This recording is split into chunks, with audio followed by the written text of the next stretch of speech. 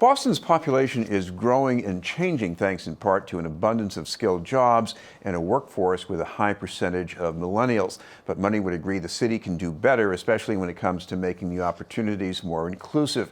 That's the reason for the outreach and community building by the Boston Chamber of Commerce through programming by City Awake. To tell us about the upcoming events and the fierce urgency of now is the Executive Director of City Awake, Justin Kang. Thank you very much for being with us, Justin. Thank you, Chris. Justin, before this was a program of the Chamber, this is something that you were among the people who started up on your own. What made you do this? What we realized was we heard this story that millennials and Gen Z were apathetic and disengaged with the civic process. For us, we thought it was an organizing issue, so we built this platform called City Awake to make sure that their voice was heard.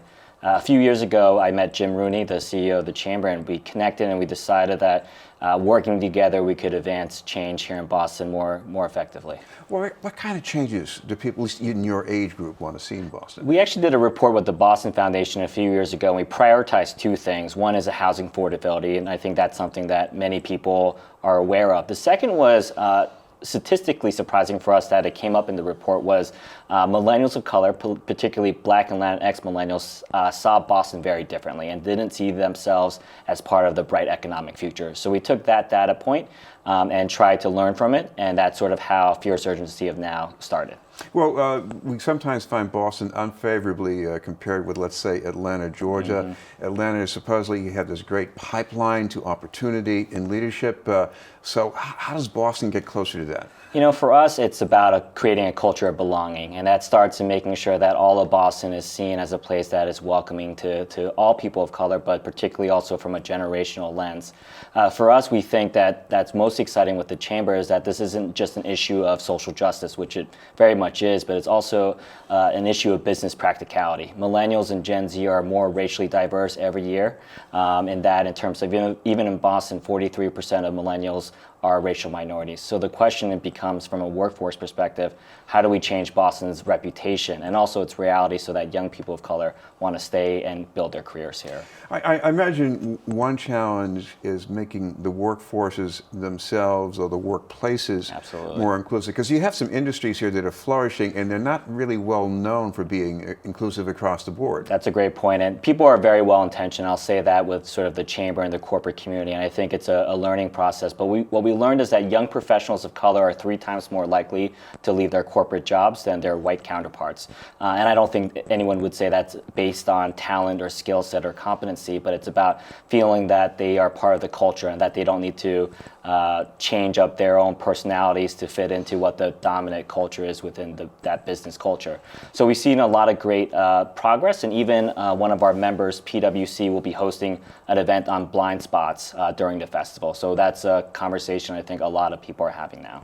What do you mean by blind spots exactly? Just making sure that people, obviously when we talk about discrimination, there's oftentimes what it comes off as explicit, but there are some things that are more subtle or coded or microaggressions, whether it's someone's hairstyle or et cetera, or it sort of makes people feel uncomfortable and makes them change who they are in terms of showing up for who they really are in the culture. This has been News. We're talking with Justin Kang from City Awake. Justin, what about some of the events? I mean, some of these, you had the initials here, Fierce Urgency of Now, being FUN. So what about the fun part of it? The fun part, I mean, last year was our first year, and my favorite part was when we took over, social institutions. So we worked with the Greenway, we worked with Lawn on D, and through block parties for predominantly young Black professionals. And it was just an amazing thing to see a party on the Greenway with 200 young Black professionals and seeing people just sort of walk by and seeing, oh, this doesn't seem like Boston, but it was a beautiful thing for people to feel like they could party on public space. So this year we have parties at the Red Sox Fenway Park, the Greenway, Children's Museum, MFA. So those are some of the social cultural events happening. Well, you could go by the Seaport on another night and you could look in the places where you have to pay to get in. It does not look very diverse and inclusive sometimes. So how do you get people to come back? I think that's a great point. I think this is just, we don't think fun as a festival is the only thing that can change the entire culture, but I think by trying to convene sort of the established traditional spaces and having them connect with this demographic they do want to connect with, it starts a conversation. And we've seen partnerships build from after being connected from this festival, so we've seen progress that way. My read on what's going on here is not so much much a lack of talent or even diversity sometimes. It's just the connections are missing. Yeah.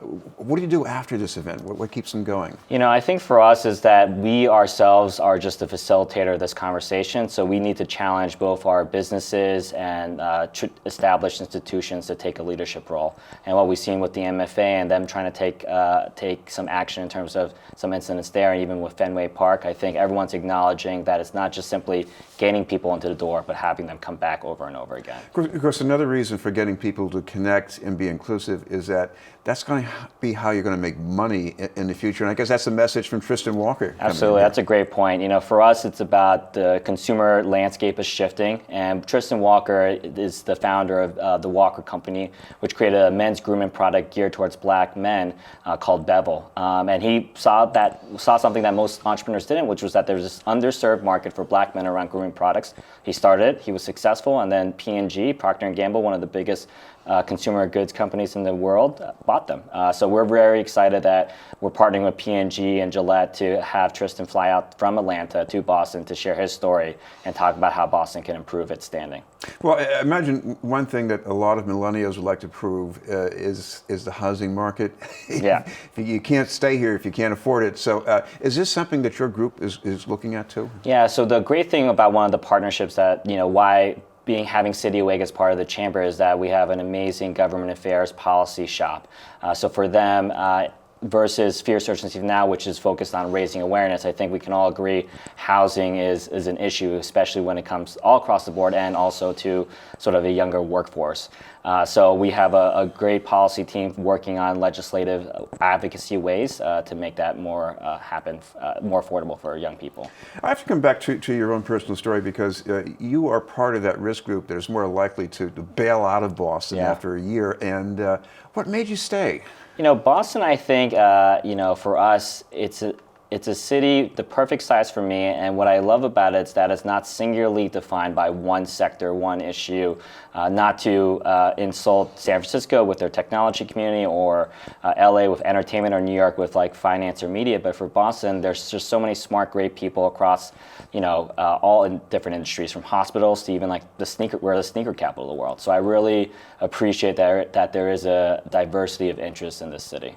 Because one of the other things, Boston is notorious for these places like the Seaport District that don't look very inclusive at first, but we also have places, I think, where there is a lot of diversity, people relaxing and connecting with each other. And I guess you're going to help them to discover that, right? Yeah, I think for us it's that we need to reclaim Boston's reputation. There are certainly things that we can do better in terms of a stance around equity, but we should be also championing the positive, from Congresswoman Ayanna Pressley to the gender diversity around our Boston City Council to, chefs and CEOs that are just more representative of what Boston looks like today. I think there are a lot of stories that we can share to also start believing the positive and things that are going well.